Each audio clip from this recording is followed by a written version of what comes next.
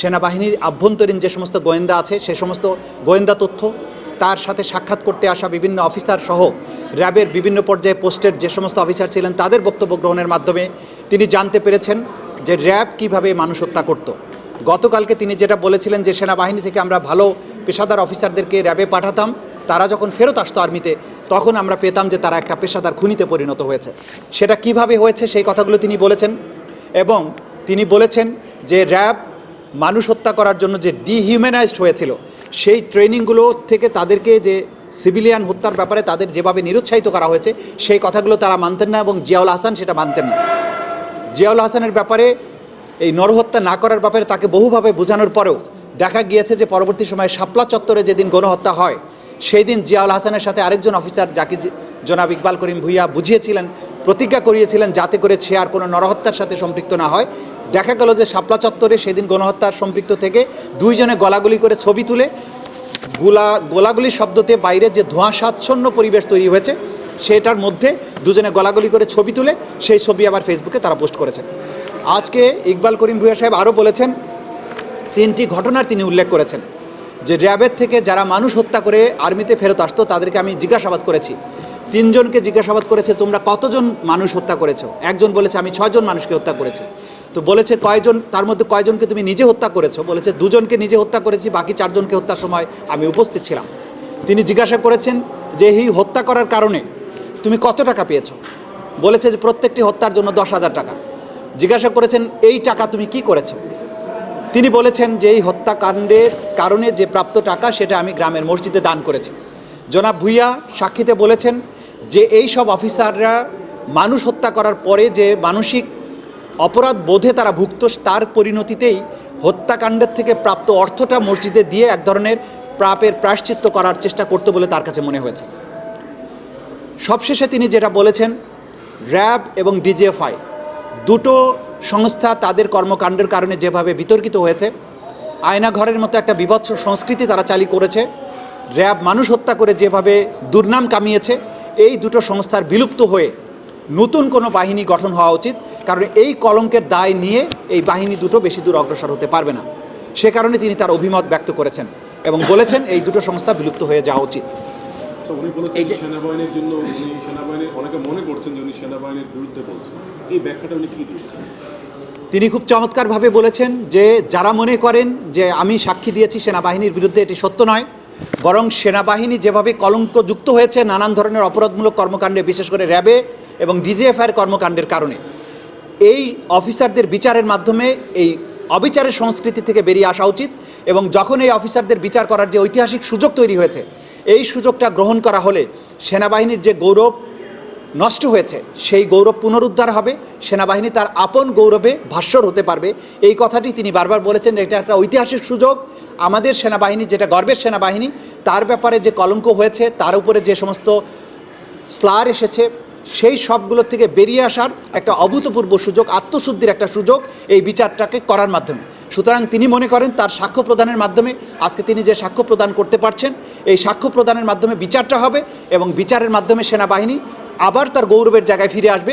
যে সমস্ত কলঙ্কজনক কাজে রাজনৈতিক নেতৃবৃন্দ তাদেরকে ব্যবহার করেছে, রাষ্ট্র তাদেরকে ব্যবহার করেছে, সেই জায়গাটা বন্ধ হওয়া উচিত, বন্ধ হবে এবং বিচারের মাধ্যমে অপরাধ ভবিষ্যতে আর ঘটবে না এবং সেই প্রক্রিয়ার মধ্য দিয়ে সেনাবাহিনী কলঙ্ক মুক্ত হবে। এটি তিনি আজকে বারবার বিলুপ্ত করা না গেলে সেনা সদস্যরা যেন ফিরে আনা হয়, এটাও বলছে। জি, তিনি এটাও বলেছেন যদি র্যাবকে বিলুপ্ত করা নাও যায় তাহলে র্যাব এবং ডিজিএফআই যে ব্যাপারগুলো বলা হচ্ছে, বিশেষ করে র্যাবে, সেখানে সেনা সদস্যদের ডেপুটেশনে যে পাঠানোর কালচার আছে সেটা যেন বন্ধ করা হয়, যাতে করে যে সেনাবাহিনী যুদ্ধ করার জন্য ট্রেনিং প্রাপ্ত সে যাতে সিভিল প্রশাসনের মধ্যে গিয়ে এই অপকর্মগুলো করার মতো পরিস্থিতিতে না পড়ে। হত্যাকাণ্ড বন্ধ করতে উনি কি কোনো উদ্যোগ গ্রহণ এবং সেক্ষেত্রে কি শেখ হাসিনার কোনো নাম উনি নিয়েছিলেন? উনি বারবারই বলেছেন যে প্রধানমন্ত্রীর সাথে তার কথা হয়েছে। উনি র্যাবে যখন তার অফিসাররা গিয়ে মানুষ হত্যার সাথে জড়িয়ে পড়েছিল তখন তিনি সিদ্ধান্ত নিয়ে র্যাবে অফিসার পোস্টিং দেওয়া বন্ধ করে দেন। এই পর্যায়ে চট্টগ্রামের র্যাডিসন হোটেলের যেদিন উদ্বোধন হয় সেই সময় প্রাইম মিনিস্টার শেখ হাসিনা তাকে বলেছিলেন র্যাবে যাতে অফিসার আবারও পাঠানো হয়, যদিও তিনি এই ব্যাপারে ইতিবাচক সাড়া দেননি। বোঝাই যাচ্ছে যে তিনি চেষ্টা করেছেন ব্যাপকভাবে যাতে র্যাবে সেনাবাহিনীর অফিসাররা না যায় বা এই ধরনের অপরাধমূলক কর্মকাণ্ডের সাথে না জড়ায়, কিন্তু শেখ হাসিনার সিদ্ধান্তের কারণে, তারিক সিদ্দিকীর সিদ্ধান্তের কারণেই সেনাবাহিনী তার অফিসারদেরকে র্যাবে পাঠাতে বাধ্য হয়েছে এবং সে কারণে তারা সেখানে গিয়ে অপরাধ করার সুযোগ পেয়েছে। অবশ্যই পারেন, কারণ এই অপরাধ তার বাহিনী করেনি। এই অপরাধ কোনো অবস্থাতেই সেনাবাহিনী অ্যাজ এ বাহিনী করেনি। যে অপরাধটা করেছে সেটা হচ্ছে র্যাপিড অ্যাকশন ব্যাটালিয়ন, যেটা পুলিশের একটা সংস্থা এবং যেটা স্বরাষ্ট্র মন্ত্রণালয়ের আন্ডারে। তিনি চেষ্টা করেছেন তাদেরকে শাস্তিমূলক ব্যবস্থার আওতায় আনার জন্য, তাদেরকে সে র্যাবের থেকে ফেরতই আনতে দেওয়া হয়নি। সুতরাং যে বাহিনীর সদস্যরা তার কমান্ডের আওতায় নয়, সেই বাহিনীর সদস্যদের ব্যাপারে কোনো অপরাধের দায় কোনো অবস্থায় সেনাপ্রধানের উপরে বর্তাবে না, এটা কোনো অবস্থায় সম্ভব না।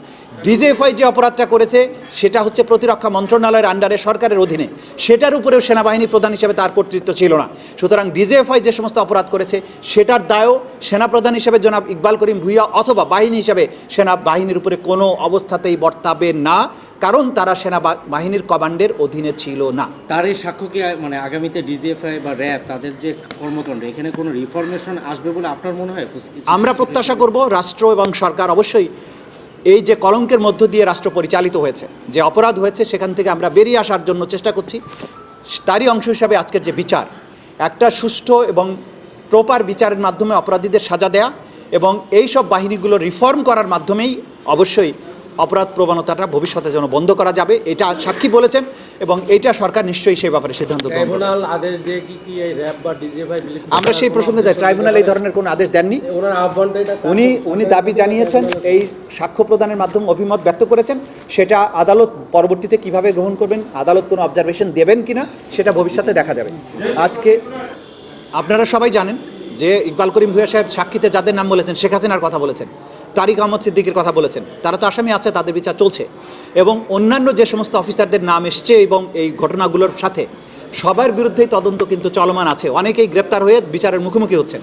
সুতরাং যাদের বিরুদ্ধে অপরাধের সম্পৃক্ততা আছে, প্রমাণ আছে, তাদের প্রত্যেকেই বিচারের মুখোমুখি করা হবে, এই ব্যাপারে কোনো সন্দেহ থাকা উচিত। রয়ের নাম আসছে, ওনাদেরকে খুঁজে বের করবেন যারা মিটিং করছে, তথ্যটা আগে উদ্ভাসিত হয়েছে, পরবর্তী ব্যবস্থা আইন অনুযায়ী যতটুকু নেওয়া সম্ভব অবশ্যই গ্রহণ করা হবে। প্রথমত হচ্ছে বিদেশি সংস্থা, বিদেশি রাষ্ট্রের গোয়েন্দা সংস্থার অফিস যে আমাদের আরেকটা গোয়েন্দা সংস্থার অফিসের ভিতরে ছিল এইটাকে বন্ধ করাটা হচ্ছে প্রথম কাজ। শাস্তিমূলক ব্যবস্থা গ্রহণের জন্য এটা অ্যালাউ করেছিল কে? অ্যালাউ করেছিল শেখ হাসিনা স্বয়ং, অ্যালাউ করেছিল তারেক সিদ্দিকী স্বয়ং। যারা জুনিয়র অফিসার ছিল তাদের তো কোনো উপায় ছিল না তাদেরকে বাইপাস করে কোনো কিছু করার। ইভেন সেনাপ্রধান হিসেবে ইকবাল করিম ভূঁইয়াও কিন্তু পারেননি, কারণ তার উপরে একটা কর্তৃত্ব ছিল প্রধানমন্ত্রীর এবং আরেকটা কর্তৃত্ব ছিল তারিক সিদ্দিকীর, তাদেরকে ডিঙিয়ে তিনি করতে পারেননি। সুতরাং যাদের কারণে অপরাধ হয়েছে তাদের বিচারের মুখোমুখি করা হচ্ছে, ভবিষ্যতে আপনারা দেখতে পাবেন তাদের ব্যাপারে যে রায় আসবে তার মাধ্যমেই তাদের অপরাধের প্রতিকার করা হবে।